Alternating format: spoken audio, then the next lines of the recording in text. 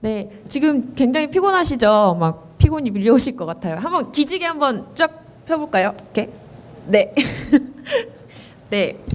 지금 사실은 제 세션이 이번에 약간 시스템 레벨적인 얘기가 있을 것 같아서 조금 재미가 없으실 수도 있어요. 그래서 최대한 쉽게 설명을 드리려고 장표를 좀 작성을 해봤고요. 가능하면 IT 용어나 전문 용어를 사용하지 않도록 최대한 노력을 해보겠습니다. 네. 오늘 오신 분들 보니까 직군이 그 BIT 직군이신 분들도 많이 계시더라고요. 학생분들도 많이 계시고 그래서 가능하면 쉽게 설명을 드리도록 하겠습니다. 아마 여기에 오시게 된 분들은 대부분 아마 지라나 컨플루언스 때문에 이제 관심을 가지시게 된 경우가 많으실 것 같아요. 그런데 이 아틀라시안에 대해서 만약에 이 프로덕트를 도입을 고려를 하고 계신다 그러신다면 아마 그 사용자 계정 관리 또 중단이 없는 그런 운영 이런 부분에 대해서 사실 놓치기가 쉽거든요. 일단은 사용을 해야 되니까 도입을 하고 나서 뭔가 유저도 늘어나고 그리고 운영하는 그런 포인트들이 늘어나면서 이 구조를 좀 바꿔야 되는 거 아닌가 하고 나중에 고민을 하시는 경우가 많아요. 그래서 오늘 제가 이제 설명을 드리는 이 크라우드와 데이터 센터 버전에 대해서 이제 오늘 들으셨다가 나중에 사용을 하시면서 이런 여러 가지 장애 상황이 발생을 했을 때 그런 방법이 있었지 하고 기억을 하시면 좋을 것 같습니다. 네, 그러면 오늘 발표를 시작해 보겠습니다. 네, 사진이 커서 죄송합니다. 네, 저는 이제 지금 현재 오픈소스 컨설팅에서 그 아틀라시안 팀에서 이제 저희 팀원들이랑 일을 하고 있는 김윤아라고 하고요. 저는 좀 특이하게 기계공학을 전공했습니다. 그래서 IT 직군이 아니에요. 그래서 오늘 오신 분들 중에 만약에 IT 직군이 아니시다고 한다면 저하고 비슷한 그런 뷰를 가지고 계실 것 같아요. 그래서 일단 기계공학을 전공을 했는데 제가 이제 동아리에서 이제 공대와 정보산업대가 함께하는 그런 동아리에서 계속 생활을 했었어요. 그래서 그 컴퓨터 공학을 전공하는 친구들이랑 계속 생활을 했었고 그리고 또 졸업을 하면서 선배가 이제 그 QA 아웃소싱 업체에서 한번 일을 해보지 않겠냐 이렇게 제의를 해서 별 생각 없이 들어갔죠. 취업이 잘 되지도 않았었고 그래서 들어갔는데 저하고 적성에 잘 맞아서 계속 이 일을 하게 됐습니다. 그래서 사실 그때만 해도 처음에만 해도 이 QA가 제 커리어가 될 거라고는 생각을 하지 못했었죠. 그래서 이 QA 아웃소싱 업체에서 일을 하면서 이때 경험이 저한테는 굉장히 중요했던 것이 아웃소싱 업체이기 때문에 많은 업체들에 나가서 이제 제가 작업을 하게 되잖아요. 그러면 일단은 툴을 굉장히 여러 가지를 사용을 하게 돼요. 예를 들면 이제 버그 트래킹 시스템을 이제 가장 많이 사용을 했었는데요. 뭐 멘티스, 버그질라, 그다음에 클리어캐스트, 뭐 레드마인, 지금 생각나는 게 이 정도네요. 이런 시스템들을 많이 사용을 하게 됐었고 이제 물론 지라가 거기에 포함이 되죠. 그래서 혹시 이 버그 트래킹 시스템 제가 지금 말씀드린 것 중에 뭐 사용해본 경험이 있으신 분 계신가요? 한 분도 안 계신가요? 네, 감사합니다. 네, 이런 툴들이 사실은 버그 트래킹 시스템 이런 용어가 조금 생소하실지도 모르겠어요. 그러면 이게 뭐냐면 뭐 생각하시는 대로 테스트를 하고 뭔가 결함이 발견되면 그것들을 시스템에 올리는 거죠. 등록을 하죠. 그러면 그것이 담당하는 개발자한테 이제 노티가 가요. 그러면 그 티켓에 대해서 그 올린 그 이슈에 대해서 버그에 대해서 해당 개발자가 처리를 하고 이게 처리가 됐다라고 얘기를 해주면 얘기를 하는 게 아니죠. 시스템상에서 어떤 액션을 취하면 그것이 이제 담당하는 그 QA 또는 테스터한테 다시 돌아가서 확인을 하고 이게 수정됐다는 것이 확인이 되면 클로즈, 이 이슈는 처리가 됐어. 이런 식으로 처리를 해주는 거죠. 그래서 처음에 이런 지라도 마찬가지지만 이런 시스템들의 초창기는 거의 다 버그를 트래킹하는 그런 시스템으로 시작을 했어요. 그런데 이것들이 점점 이제 컨셉이 확대가 되면서 개발자의 어떤 타스크도 이런 이슈로 관리하자 이러면서 점점 확대가 됐다고 생각하시면 될 것 같아요. 그래서 이런 지라를 경험을 많이 했고, 좀 발음이 이상하네요. 네. 그래서 이런 툴을 경험을 하게 됐고, 이 툴뿐만이 아니고 이제 제가 좀 다양한 그런 개발 환경을 접하게 됐었는데요. 뭐 굉장히 많았어요. 예를 들면 어떤 조직에서는 유관 부서가 굉장히 많아요. 뭐 QA뿐이 아니고 뭐 비즈니스 팀이랑도 커뮤니케이션 해야 하고 개발팀이랑도 굉장히 협업이 많고, 이렇게 협업이 많은 부서의 경우에는 이런 버그를 제가 등록을 했을 때 많은 부서를 돌아다니게 되겠죠. 비즈니스 팀뿐만 아니고 개발팀도 돌아가게 되고, 뭐 그걸 승인해주는 뭐 팀장까지 갈 수도 있고요. 이런 식으로 많이 돌아다니게 되고, 어떤 부서는 정말 그 QA 조직에서만 또 사용을 하는 부서도 있어요. 그래서 그냥 우리끼리만 보는 거죠. 아무도 몰라요. 이건 저희만 알고, 심지어는 개발자도 그 이슈를 보지 않아요. 그냥 QA들이 올리고 뭐 해결됐다 그러면 그냥 본인이 알아서 그런 이슈들을 클로즈하고, 그런 경우도 있었고요.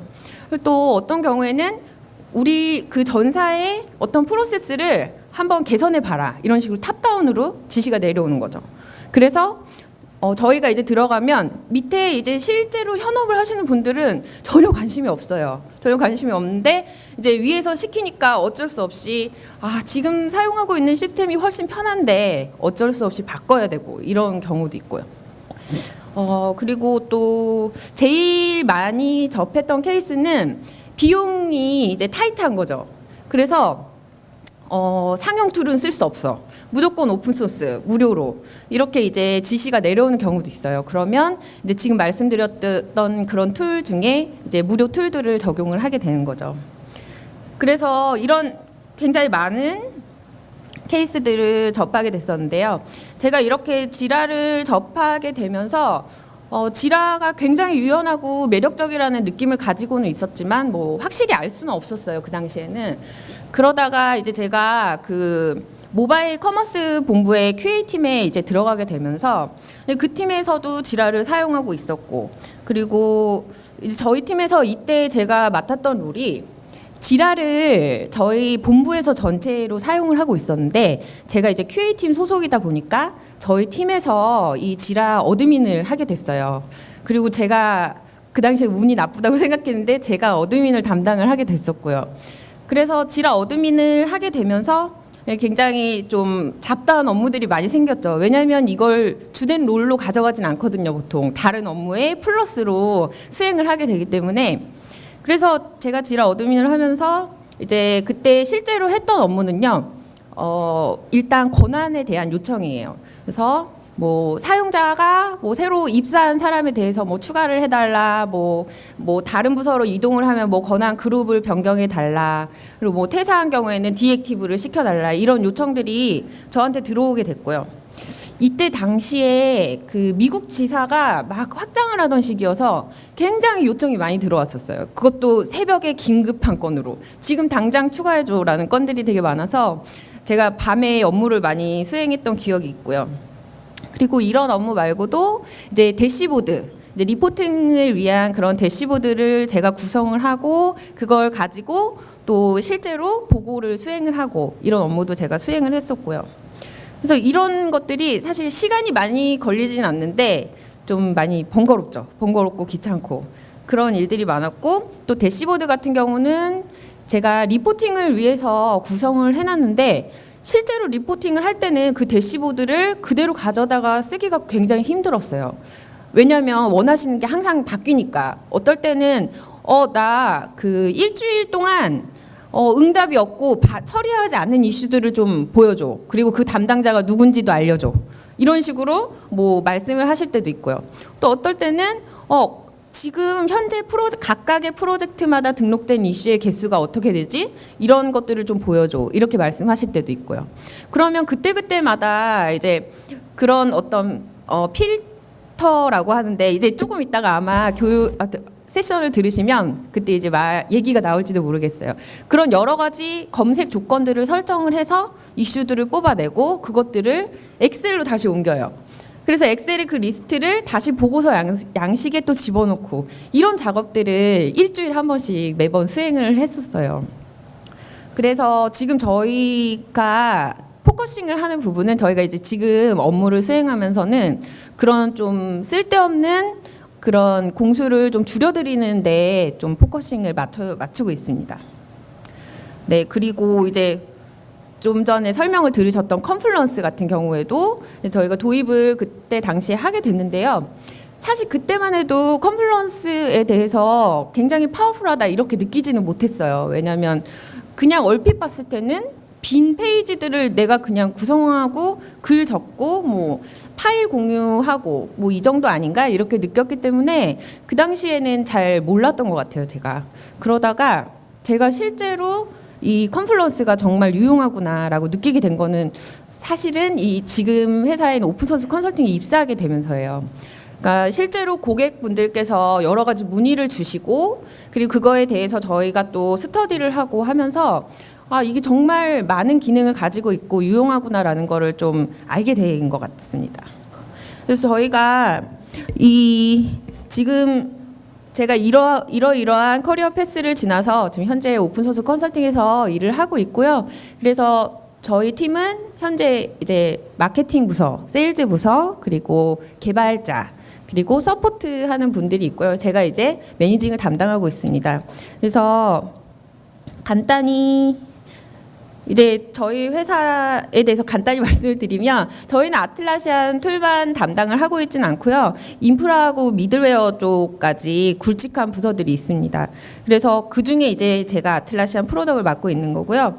이 아틀라시안이 겉보기에는 그냥 웹 기반의 서비스로 보이는데 실제로 고객분들께서 장애가 생겼다, 서포트 케이스를 주시는 것들을 보면은 실제로는 시스템 레벨이나 또는 소스 레벨까지 분석이 필요한 경우가 대부분이에요. 그래서 저희 힘만으로는 안 될 때가 많고 그래서 이제 지금 저희 다른 팀들이랑 협업을 하면서 이제 뭐 소스 분석이나 로그 분석 같은 것들을 이제 같이 협업해서 저희가 솔루션을 제시해 드리고 있습니다. 그러면 예, 지금부터 본격적으로 서론이 너무 길었는데 본격적으로 클라우드와 데이터 센터에 대해서 설명을 드리도록 하겠습니다. 네, 혹시 이 문구 보신 적 있으신가요? 소프트웨어가 세계를 먹어치우고 있다. 굉장히 유명한 말이고요. 이 말을 한 사람은 그 에디슨이 창립한 제너럴 일렉트로닉스의 지금 현재 CEO인 마크 앤데레센이라는 분입니다. 그래서 이 얘기를 한 것도 아마 제 기억으로는 한 6, 7년 정도 된 것 같아요. 이런 얘기가 계속 화두로 떠오르고 있었고 현재도 이건 진행형이에요. 그래서 지금 여기에 있는 레퍼런스들은 다 데이터 센터 버전을 사용하고 있는 그런 고객들인데요. 보시면 BIT 직군이 굉장히 많아요. 뭐 메리어트, 나사, 그리고 항공사도 있고요. 금융권도 있고요. 그래서 그 오늘 등록하신 분들 중에 보니까 그 위성을 제작하는 그런 업체에서 등록을 하셨더라고요. 그래서 여기에 계신지는 잘 모르겠는데 네, 이렇게 나사를 좀 참고하시면 좋을 것 같습니다. 그래서 이렇게 모든 직종에서, 그러니까 제조업을 포함해서 이런 직종에서 다 IT, 소프트웨어를 중요하게 생각을 하고 있어요. 그래서 저 GE의 CEO 같은 경우는 우리의 경쟁 업체는 IBM이다 이렇게 말할 정도로 사실은 제조업인 GE에서 경쟁 업체를 IBM으로 선정한다는 거는 조금 의문이 들 수도 있는 부분이죠. 그래서 이렇게 모든 산업 분야에서 IT를 적용을 하게 됐는데 사실은 이제 저도 어느 정도 IT에서 일을 하고 있는 사람으로서 제가 이런 일을 하면서 그 산업까지 다 파악하기는 굉장히 어려운 일이죠. 뭐 제가 예를 들어서 뭐 나사에서 일을 하게 됐다고 해서 이 우주에 관련된 것들을 제가 다 이해하고 그 다음에 적용을 할 수는 없는 일이니까요. 그래서 이 추세를 보시면 점점 이 필요한 기능들을 쪼개서 컴포넌트 형식으로 개발을 하게 되고요. 그리고 언제든지 확장이 가능한 그런 유연한 구조의 플랫폼인 클라우드 서비스로 점점 이제 변화가 되고 있는 상황이에요. 그러면서 작은 덩치를 빠르게 죄송합니다.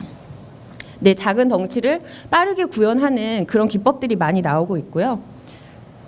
그러면서 이제 대두되는 얘기들이 이제 마이크로 서비스 아키텍처, 뭐 애자일, 그다음에 데브옵스 이런 얘기들이 나오게 되는 것이죠. 네, 이렇게 컴포넌트들이 작아지면서 이제 어떤 고민이 생기게 되냐면요. 각각의 컴포넌트나 개발에 쓰이는 그런 솔루션마다 사용자를 관리하고 있는 그런 솔루션이 모두 다 달라요. 물론 처음부터 하나로 통일해서 가져가면 좋겠지만 각각의 솔루션들을 다 조합을 하다 보니까 이 체계들이 다 다른 거죠. 뭐 예를 들면 액티브 디렉토리 많이 사용하시죠, 유저 관리에. 근데 액티브 디렉토리의 한계는 다 아시다시피 이 윈도우에서만 사용을 할 수가 있죠. 그래서 OS에 굉장히 종속적이고요. 뭐 구글 앱스도 요즘에 많이 사용을 하고 있죠. 이 아틀라시안에서도 실제로 이 구글 앱스를 많이 사용을 하고 있고요. 근데 구글 앱스도 마찬가지로 이거는 사스 형태로만 지원이 되고 그리고 구글 종속적입니다.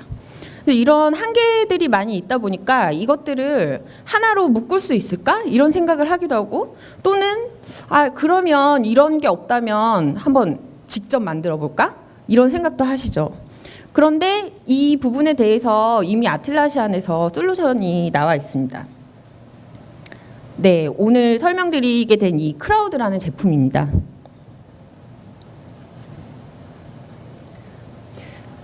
이 크라우드 같은 경우는 방금 말씀드렸던 이런 유저 디렉토리 관리 시스템들을 다 하나로 묶어줄 수가 있어요. 그리고 제일 중요한 건 그렇게 묶은 것들을 다시 여러 가지의 어플리케이션이랑 또 연결을 시킬 수가 있고요. 간단히 특징을 살펴보게 되면 이 싱글 사인온을 지원을 하는데요. 네, 제가 쉽게 풀어서 설명을 드린다고 했죠. 네, 이 싱글 사인온은 액세스 권한이 필요한 모든 응용 프로그램에 하나의 아이디와 패스워드로 로그인이 가능한 것을 SSO라고 합니다. 쉽게 말씀을 드리면 뭐 SK나 롯데나 뭐 삼성 이런 계열사의 웹페이지에 접속을 하셨을 때 이 아이디를 이 계정을 뭐 다른 그런 사이트에서도 사용하시겠습니까? 뭐 이런 식으로 아마 페이지가 뜨는 걸 보신 적이 있을 거예요. 거기에서 그렇게 하겠다고 누르시는 순간 SSO를 내가 사용하겠다고 동의하시는 거예요. 그래서 이 아이디를 가지고 여러 가지 그런 웹사이트에 접속을 하겠고 그리고 내가 한번 로그인을 하면 이 인증된 상태를 가지고 따로 로그인을 더 하지 않아도 관련된 사이트를 다 돌아다니겠다. 이런 동의를 하시는 거죠. 이것을 이제 간단하게 SSO라고 말씀을 드리는 거고요. 이 SSO를 하게 되면 제일 좋은 점은 이 관리 페이지가 하나에서 다 모든 걸 관리할 수 있다는 거예요. 그러니까 밑에 묶여 있는 디렉토리는 굉장히 많더라도 결국 어떤 하나의 페이지에서 모두 사용자를 관리를 할 수가 있다는 거죠. 그리고 보안에 대해서도 이 SSL이나 또는 프로토콜 보안을 사용해서 보안을 더 강화를 할 수가 있고요. 그리고 방금 말씀드렸듯이 이 디렉토리들을 하나로 묶으면서 이 위에 어플리케이션 단을 어느 어플리케이션이든지 하나의 계정으로 다 연결을 할 수가 있습니다. 예를 들면 뭐 인트라넷이나 뭐 CRM 그리고 웹사이트 또는 아까 말씀드렸던 그 이슈 트래커 같은 여러 가지 어플리케이션에 하나의 계정으로 다 로그인을 하실 수가 있는 거죠. 간단히 사례를 뭐 말씀을 드리자면 여러분이 다 아시는 그 S사인데요. 지금 크라우드를 현재 사용을 하고 있고요. 방금 설명드렸듯이 그런 하위에는 여러 가지 디렉토리들을 가지고 있고 그리고 이제 상단에 보시면 컨플런스나 지라 말고도 자체의 내부 그 앱도 이 크라우드랑 연결을 시켜서 계정을 모두 하나로 사용할 수 있도록 그렇게 내부 시스템을 구성하고 있습니다. 그러면 여기서 이제 좀 의문이 들죠.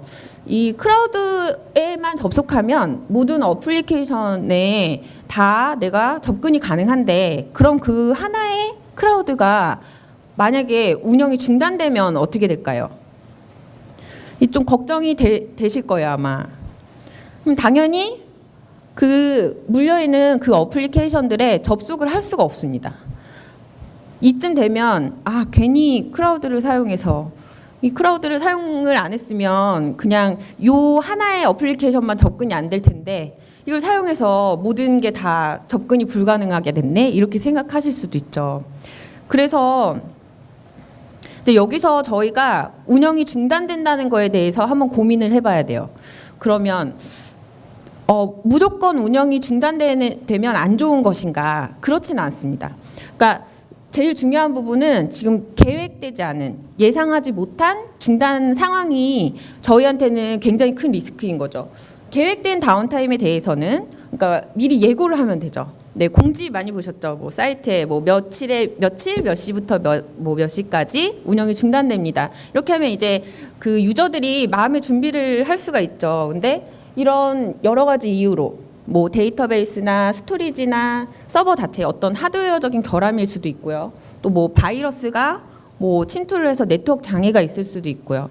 아니면 트래픽이 굉장히 많아져서 뭐 접근이 안 될 수도 있죠. 이런 여러 가지 상황으로 중단이 왔을 때 그 상황에 대해서 저희가 이제 대비를 해야 되는 거죠. 그래서 오늘 말씀드리려고 하는 이 데이터 센터 버전이 있습니다. 데이터 센터 버전은요, 쉽게 말씀을 드리면 이 크라우드가 두 개 있는 거예요. 하나만 있는 게 아니고 두 개나 세 개가 있는 거죠. 그래서 하나가 중단되더라도 다른 크라우드로 연결이 가능한 거예요. 이렇게 되면 사실 운영이 끊길 일이 없는 거죠.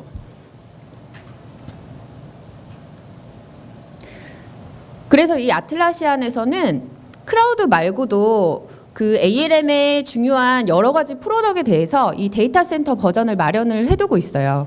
네, 보시면 뭐 지라, 컨플루언스 물론 들어가 있고요. 그리고 빅버킷이나 뭐 서비스 데스크, 그다음에 메신저 역할을 하는 힙챗까지 이제 데이터 센터 버전을 마련해 두고 있고요. 제가 이제 이 중에서 하나만 설명을 해드리려고 이제 고른 거는 컨플루언스예요. 네, 이 컨플루언스가 저희가 이제 고객 장애 상황을 대응을 하다 보면 가장 문제가 많아요. 이 이유가 뭐냐면, 네, 사실은 이 컨플루언스 같은 경우는 보통 파일 서버로 많이 사용을 하시거든요. 그러니까 웹페이지 자체를 컨텐츠로 활용을 하실 수도 있지만 그 페이지에 모두 파일을 저장을 해서 어떤 파일 디렉토리처럼 사용을 하시는 거죠. 그리고 이것들의 답글에 뭐 이제 그 페어런트 페이지에 이제 밑에 이제 차일드 페이지를 계속 달고 이러다 보면 그 데이터의 양이 정말 기하급수적으로 늘어나는 경우가 많아요. 그 컨텐츠의 양도 많아지지만 그 개수와 그 용량이 다 늘어나게 되는 거죠. 그리고 여기에 이제 유저까지 추가가 되고 유저가 추가되고 그룹이 또 추가되고 이런 권한 문제하고 얽히게 되면은 사실은 컨플루언스는 처음부터 사용 방법을 잘 정의를 하시고 시작을 하시는 게 좋지만 이제 그쯤 되면 이거 좀 프로덕트에 문제가 있는 게 아닌가 이렇게 아마 의문을 가지시는 경우도 있어요. 그러니까 유저가 굉장히 많으실 경우에는요. 그래서 이렇게 좀 오랫동안 사용하면서 파일이 많아진 경우에는요. 네, 인덱싱을 하는데 시간이 굉장히 오래 걸려요. 그리고 이 컨플루언스는 굉장히 파워풀한 그 검색 엔진을 제공을 하거든요. 근데 그 검색을 하는데도 이제 버벅대게 되는 거죠. 시스템이 한마디로. 그렇게 되고 또 이 문제가 조금 많아지게 된 이유 중에 하나로는 이제 최근에 컨플루언스에 굉장히 좋은 기능이 추가가 됐어요. 이 동시 편집 기능인데요. 이 기능은 하나의 페이지에서 이제 여러 명의 유저가 붙어서 편집을 할 수가 있는 거예요. 그러면 이제 예를 들어서 저하고 제 동료가 같이 작성을 하게 되면 제가 작성하는 부분 위에는 제 이름의 깃발이 떠 있고요. 그리고 동료가 작성하는 부분에는 동료의 깃발이 떠 있어요. 그래서 막 실시간으로 작성이 막 되는 거죠. 그런데 이 기능을 구현을 하면서 이제 아키텍처가 좀 복잡해졌어요. 그래서 이제 이런 여러 가지 이유들 때문에 컨플루언스는 잘 사용을 해야 하고 또 장애 발생률도 좀 많은 편이에요. 그래서 보통 그 고객분들 중에는 이 컨플루언스 때문에 데이터 센터 버전을 고려를 하시는 분들이 많이 계세요. 그래서 저희가 간단하게 이 아키텍처를 보여드리면 쉽게 설명드리자면 이 중간에 4대의 노드가 있는데요. 이게 바로 서버를 의미하는 거죠. 그러니까 이 노드 하나당 컨플루언스 하나가 돌아가고 있다고 생각하시면 편하실 것 같아요. 물론 구성을 다르게 하실 수도 있어요. VM을 이용해서. 근데 이제 그렇게 생각하시는 게 제일 간단하실 것 같고요. 그러니까 한마디로 지금 컨플루언스가 4개가 돌아가고 있는 그런 구성을 만드는 거죠. 그리고 지금 일반적으로 데이터 센터 버전은 거의 이런 아키텍처를 가져가요. 그래서 뒷단에 이제 데이터베이스랑 그다음에 파일 시스템이 하나씩 있고요. 그리고 맨 위에는 로드 밸런서가 있고요. 저 로드 밸런서 같은 경우는 하드웨어 로드 밸런서도 가능하고 소프트 로드 밸런서도 가능해요. 그래서 이렇게 돼 있고 중간에 서버가 이렇게 여러 대 있는 경우가 이제 일반적인 아키텍처예요. 그래서 지금 이 의미는 아까 그 크라우드 X 체크 됐던 그 장표에서와 마찬가지로 하나의 컨플런스가 운영이 중단이 되더라도 다른 서버에서 그걸 받아줄 수 있는 거죠. 그리고 요청이 여러 개가 들어왔을 때 그 요청들을 나누어서 처리를 해줄 수도 있는 거고요. 그리고 이 데이터 센터 버전의 좀 중요한 장점 중에 하나는요, 이 목적에 따라서 이 서버를 그 기능별로 사용을 하실 수 있다는 점이에요.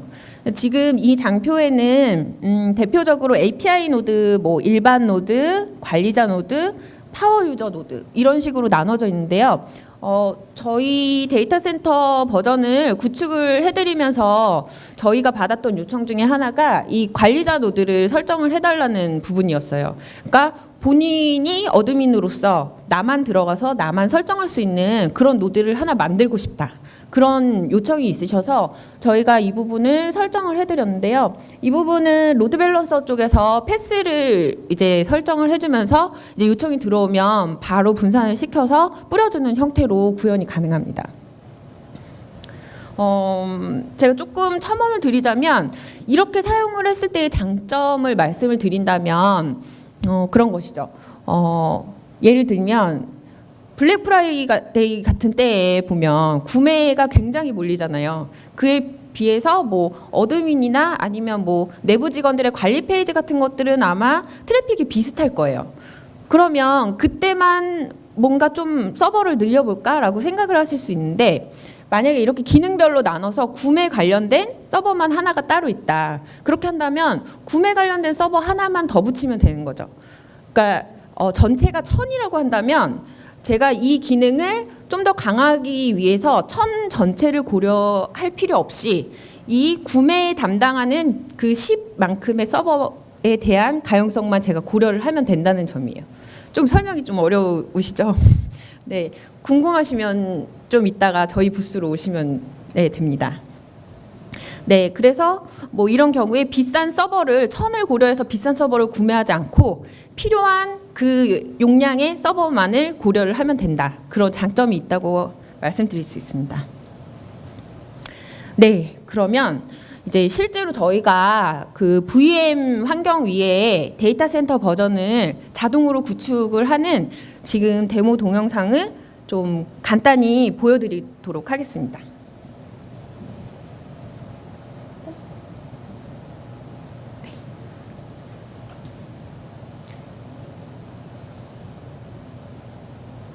네, 저희는 이 로컬에서 가상환경으로 데이터 센터를 구성을 하는데 좀 쉽게 하기 위해서 파이썬으로 구성을 해봤고요. 스크립트를 짰고요. 지금 이 화면은 이 버추얼 박스 위에 이미 지금 DB는 올라갔네요. 네, 그 MySQL을 DB로 선택하고 그 다음에 조금 이따 보시면 엔진X를 웹서버로 이제 선택해서 이 가상 엔진 위에 이제 띄우는 모습을 보여드릴게요.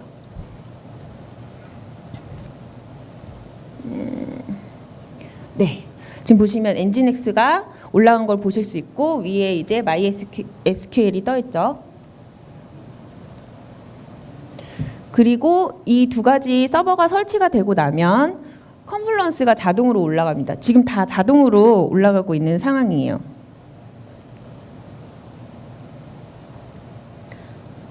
네, 그래서 지금 보시면 저 뒤에 잠깐 보이는데 노드 1이라고 써 있죠. 그러니까 저게 지금 서버를 한 대 연결하겠다는 그런 의미고요. 네, 이렇게 하면 노드 1이 추가된 걸 보실 수가 있어요.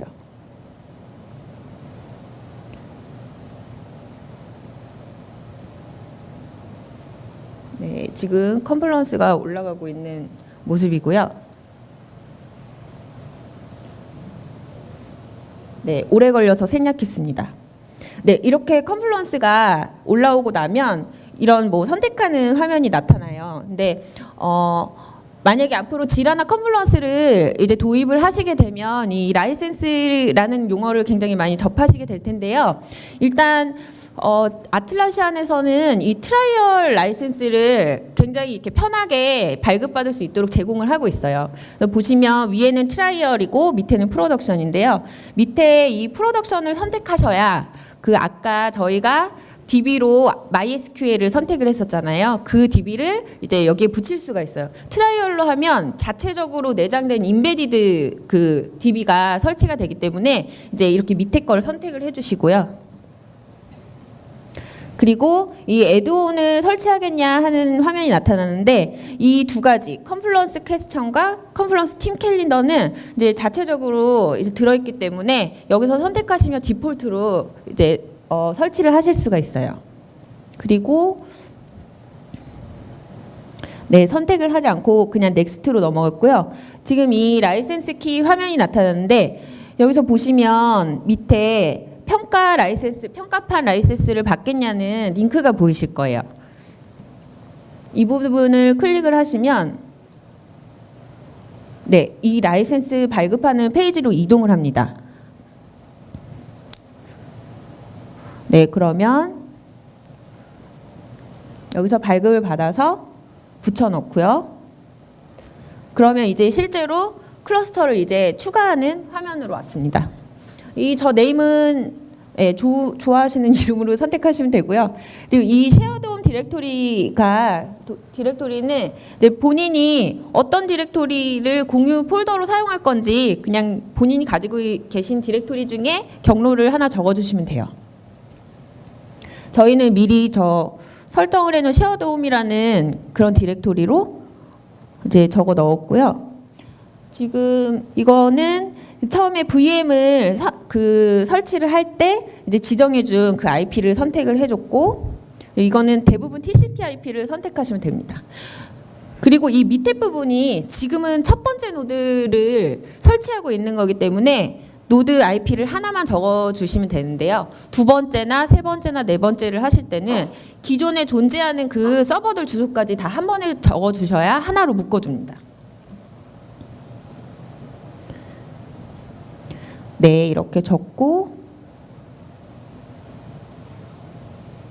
네, 그러면 이제 설정이 됐고요. 이제 데이터베이스를 연결을 해보겠습니다.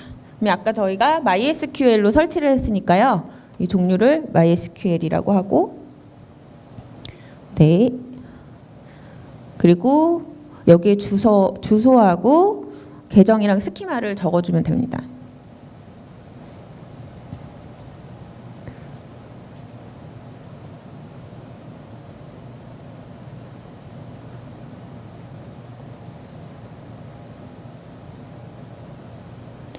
네, 그러면 이제 연결이 다 된 거고요. 이거는 그 컨플루언스를 올릴 때 빈 공간으로 올릴 건지 아니면 뭐 샘플 그런 공간 페이지를 뭐 볼 건지 그렇게 포함하는 건데 저희는 빈 걸로 추가를 했고요. 이제 시스템 어드민 권한을 이제 설정하는 부분이에요. 권한을 잠깐 말씀드리자면 그 어드민에 두 가지가 있어요. 시스템 어드민이랑 이 어플리케이션 컨플루언스 어드민이랑 이렇게 두 가지가 있는데, 컨플루언스 어드민 같은 경우는 이제 실제로 아까 제가 그 예전에 담당했던 그 일처럼 어드민을 담당하는 거고요. 시스템 어드민은 지금처럼 뭔가 노드를 추가한다든지 아니면 시스템 단에 어떤 설정을 변경을 한다든지 그런 일들을 담당하게 됩니다. 그래서 그 계정을 추가하고 나면 그 계정으로만 이 클러스터링이라는 메뉴를 볼 수가 있어요. 그래서 들어가시면 지금 현재 하나의 서버가 설치가 된 걸 볼 수 있으시죠. 지금 보시면 로드가 164%라고 떠 있는데 이게 처음에 올리자마자는 이런 로드가 굉장히 많이 걸려요. 그래서 지금 현재 처리를 못하고 있는 상황인 거죠.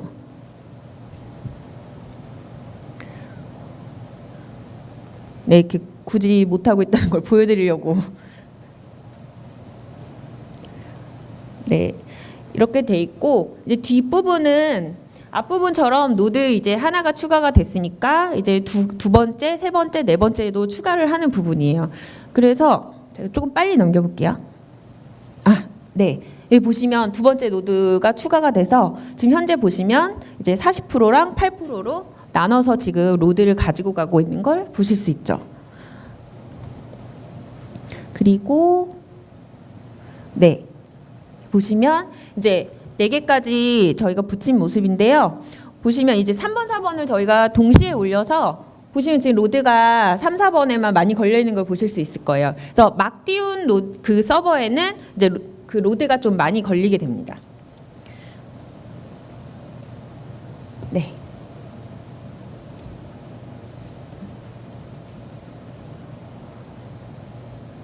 이 데모는 저희가 뭐 교육을 해드리려는 목적이 아니고 이렇게 쉽게 이제 설치를 하실 수 있다 그런 걸 보여드린 거고요. 네, 이렇게 데이터 센터 버전을 설치를 하시는데 사실은 물리 서버를 어떤 정도의 사양으로 준비를 해야 될지 사실 처음에 감이 안 잡히실 수도 있어요. 그러면 이제 고려를 해보실 부분이 AWS 클라우드 부분이에요. 그래서 클라우드 쪽에 그러면 온프레미스처럼 올리면 어떨까? 그리고 사용을 해보면서 이게 좀 부족하면 조금 더 늘려보고 줄여보고 한 다음에 그 다음에 이제 물리 서버로 가져가실 수가 있죠. 그래서 지금 이 클라우드 AWS에서는 현재 그 클라우드 포메이션을 제공을 하고 있어요. 이 클라우드 포메이션이라는 것은 한마디로 인스톨을 쉽게 해주는 거죠. 설치를 빠르게 할 수 있게 만들어주는 건데요. 그러니까 아마 AWS를 이용해서 플랫폼을 구성해 보신 분이라면 아시겠지만 쉽지가 않아요. 그 설정해 줄 것들이나 선택해야 될 것들이 많기 때문에 굉장히 어렵거든요. 근데 그것들을 이 클라우드 포메이션에서 굉장히 간편하게 제공을 해주고 있습니다. 그리고 이 스냅샷을 통해서 이 백업을 하고 있기 때문에 그 새롭게 환경을 구성하실 때 빠르게 설치를 하실 수가 있고요. 네, 이 화면이 이제 실제로 AWS에서 클라우드 포메이션을 이용해서 설치를 하시는 화면인데요. 보시면 아시겠지만 간단하게 몇 가지 뭐 설정만 해주시면 금방 30분 정도 그 정도 걸리거든요. 그렇게 설정이 가능합니다. 네, 지금 설치하는 방법에 대해서 제가 간단히 이제 말씀을 드렸는데요. 뭐 아시다시피 서버 버전이라고 하면은 서버 한 대에 하나의 어플리케이션만 띄우는 방법입니다. 그리고 지금 제가 설명해드린 데이터 센터 버전 여러 개의 그런 어플리케이션을 설치하는 그런 방법이 있고요. 그리고 클라우드 버전이 있습니다. 아시겠지만 있는데요. 그 아틀라시안 클라우드 버전이 지금 리전이 한국에 없어요. 그래서 미국에 있어서 좀 속도가 많이 느립니다. 그래서 저희가 그걸 권장을 해드리진 않고요. 그래서 대신에 이제 AWS 상에 온프레미스처럼 구성을 해서 좀 빠르게 사용을 하시는 방법을 많이 이제 좀 선호하시는 편이에요. 그래서 만약에 뭐 어떤 방법으로 설치를 하면 좋을지 그 부분도 좀 잘 모르겠다 그렇게 하신 경우에는 저희한테 문의 주시면 뭐 알맞은 방법을 좀 저희가 찾아보도록 하겠습니다. 네, 오늘 제 발표는 여기까지고요. 네, 긴 설명 들어주셔서 너무 감사합니다.